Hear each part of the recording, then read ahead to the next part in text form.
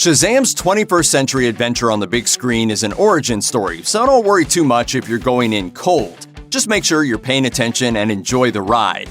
But even if you aren't familiar with the characters, you're certainly going to see a few familiar faces bringing them to life. Here's why the cast of Shazam looks so familiar.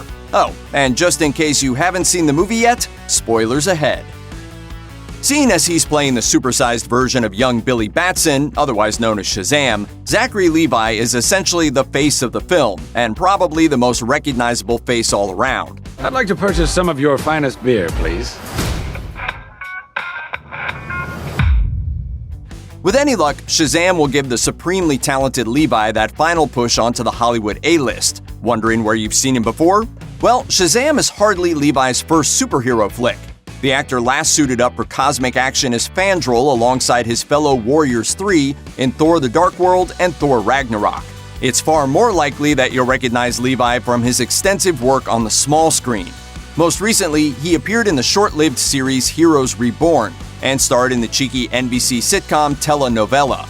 He's also impressed with a serious turn in Netflix's marvelous dramatic miniseries Alias Grace.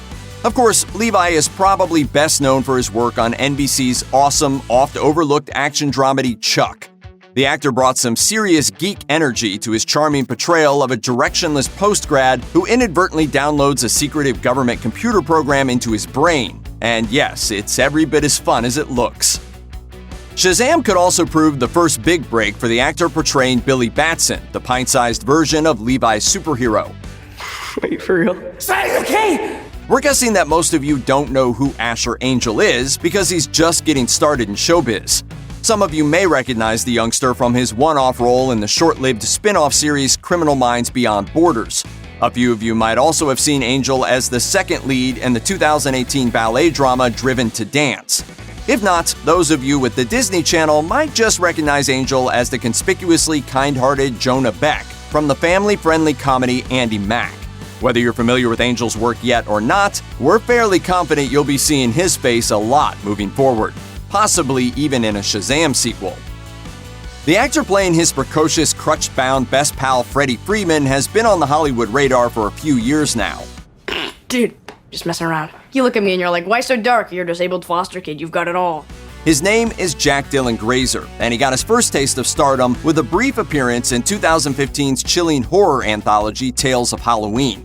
He followed that family-friendly outing with a starring role in the TV series Me, Myself, and I, a comedy exploring key moments in a man's life over 3 distinct time periods, with Grazer portraying the youngest version of the protagonist. The up-and-coming actor went from relative unknown to impressive newcomer when he joined the Losers Club as the nervous, overprotected Eddie Kazbrak in the brilliant adaptation of Stephen King's It, a role Grazer is set to reprise in 2019's hotly anticipated sequel. In between those horrifying blockbusters, Grazer also booked the prime gig of playing the adolescent version of Timothée Chalamet's character in the indie hit Beautiful Boy.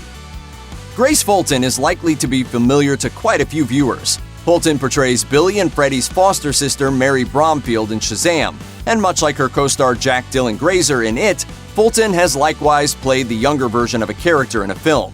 In fact, one of Fulton's biggest early roles came as the adolescent version of ill-fated Hollywood starlet Natalie Wood in the 2004 TV movie The Mystery of Natalie Wood. She followed that role with a recurring gig as the younger version of Jennifer Love Hewitt's Melinda Gordon in The Ghost Whisperer. Later, she booked a multi-episode gig as the teenage counterpart to Madeline Stowe's matriarch on ABC's Revenge.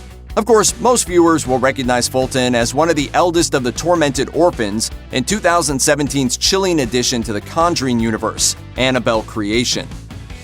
Shazam finds Djimon Hounsou playing an ancient wizard who gives Billy Batson the power to transform into Shazam. Hounsou spent the early years of his career as a fashion model and backup dancer in music videos for Tina Turner and Janet Jackson, among many others. Steven Spielberg used his own wizardry to pull a heart-rending breakout performance from the model-turned-actor in 1997's Amistad.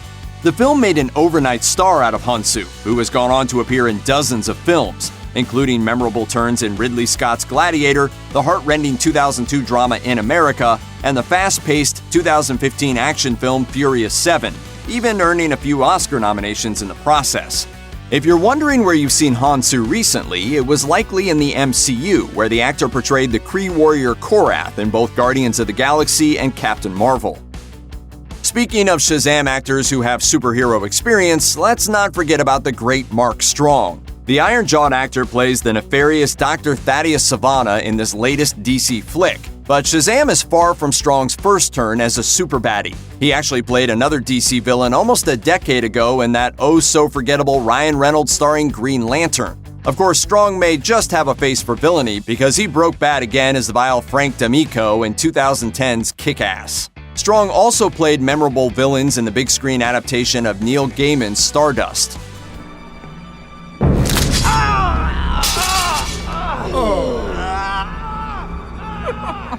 And try not to forget the 2009 Robert Downey Jr. starring Sherlock Holmes, where he played the evil Lord Blackwood.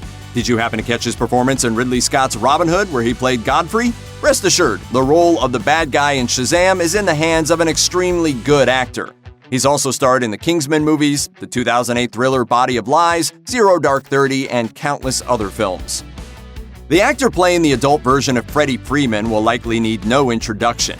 Adam Brody did, after all, get his first big break with a multi-episode stint as would-be rocker Dave in Gilmore Girls. His follow-up role as the ever-nerdy Seth Cohen on The OC helped the young actor achieve full-on teen heartthrob status. I'm sorry if I'm the only one here that'll state the obvious, Seth. but we have all this extra room, right? We have a pool house. Brody has also made scene-stealing appearances in movies like the 2014 coming-of-age drama Growing Up and Other Lies, Wes Craven's meta-horror sequel Scream 4, and Whit Stillman's Damsels in Distress. Dyed-in-the-wool horror fans will most likely recognize Brody for his disturbing and hilarious turn as an indie rocker with some serious ulterior motives in the bloody Diablo Cody satire Jennifer's Body.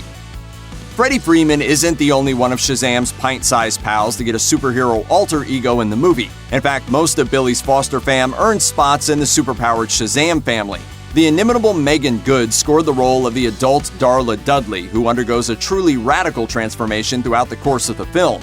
If you're wondering where you've seen her before, take your pick, because she's been cranking out movies on the regular since breaking into show business in the mid-90s. Of her work in that bygone decade, most will recognize Good as the confused big sis in the coming-of-age drama Eve's Bayou. In the years since, Good has racked up memorable roles in TV shows like Californication and the sadly short-lived Minority Report series. She's also nursed a booming big-screen career that's seen her appear in films like Anchorman 2: The Legend Continues and the entirely unfortunate 2008 comedy The Love Guru. And now, I'd like to show my love by making for you a Quebec pizza. What's that? Pop-Tart with the ketchup. And don't forget her blood-curdling work in the horrific and outright horrible Saw 5. Here's hoping Shazam helps make a household name of Good. Of the actors playing adult superpowered versions of younger characters in Shazam, Michelle Borth isn't one of the better-known names. Still, that doesn't mean you won't recognize the face of the future Mary Marvel, or Lady Shazam, or just plain old Mary, aka Mary Bromfield. Though Borth has yet to find a legitimate breakthrough role in Hollywood, she's been in the game for a couple of decades now. Hawkeye viewers might recognize Borth for a one-off appearance as Dean's significant other in a trippy episode of Supernatural. Or perhaps you caught her in HBO's relationship drama Tell Me You Love Me. Odds are most of you know Borth from her 60-episode run as Catherine Rollins on Hawaii Five-0. And if you don't know Michelle Borth from any of those projects, now's as good a time as any to learn her name, because you'll be hearing it for years to come. Just a few years ago, most viewers would not have been able to pick actor Ross Butler out of a lineup, even if his 6'2" frame unquestionably set him apart from most of his peers. While viewers may still not have Butler's name memorized, it's a safe bet they'll recognize his face from one of several notable small-screen appearances over the past few years. The actor first started turning heads in 2015 when he appeared in Disney Channel's action comedy Casey Undercover. That same year, Butler booked one of his highest-profile gigs when he claimed the role of tough guy jock Reggie Mantle in the CW surprise hit Riverdale. With an obvious penchant for teen drama, Butler again played a tough guy jock with a conscience in Netflix's teen suicide drama 13 Reasons Why. Though he's yet to find his breakout role, Ross Butler is very much a star on the rise, and there's little doubt that his work as the superpowered adult version of Eugene Choi will set his star a little bit higher. The actor playing the father of Shazam baddie Dr. Sivana will need no introduction to fans of the superhero genre, the DC universe in particular. The actor's name is John Glover, known for his giddily wicked work as Lionel Luthor on the long-running Superman in high school drama Smallville. In addition to his work as the Riddler in Batman the Animated Series, fans of The Dark Knight should also recall Glover's face for his appearance as the mad scientist Dr. Jason Woodrue in 1997's Batman and Robin. Love it or hate it, Glover's maniacally over-the-top performance was unquestionably one of the best parts of Joel Schumacher's controversial farce. If you managed to miss Glover in those superpowered flicks, you'll probably still recognize his face. He's a beloved character actor who's been working steadily in show business since the 70s.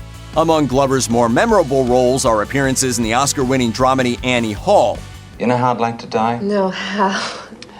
I'd like to get torn apart by wild animals. And let's not forget his stupendously scene-stealing work opposite Bill Murray in 1988's Scrooged. Oh, and then there was his equally delicious role in the 1990 sci-fi sequel RoboCop 2.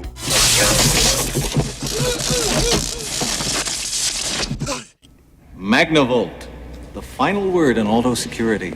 That's to say nothing of his memorably hilarious turn as the head of the Clamp cable network and the cult classic Gremlins 2: The New Batch. There's plenty of other roles worth mentioning, like his part in John Carpenter's unheralded masterpiece In the Mouth of Madness. All we really want to say about John Glover is that he's one of those actors who makes us smile the second he turns up on the screen. Check out one of our newest videos right here. Plus, even more Looper videos about your favorite films are coming soon. Subscribe to our YouTube channel and hit the bell so you don't miss a single one.